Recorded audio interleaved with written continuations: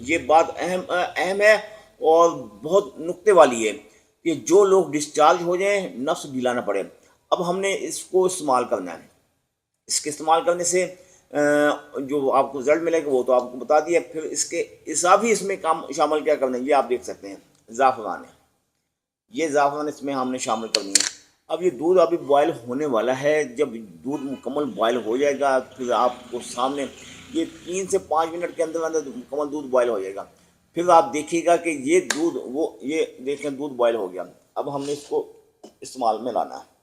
ये देखिएगा ये तकरीबन आपके सामने दूध आ गया।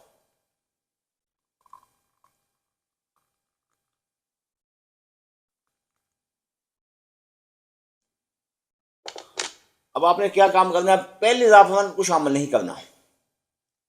अब ये तकरीबन गर्म है, ये देखिएगा इस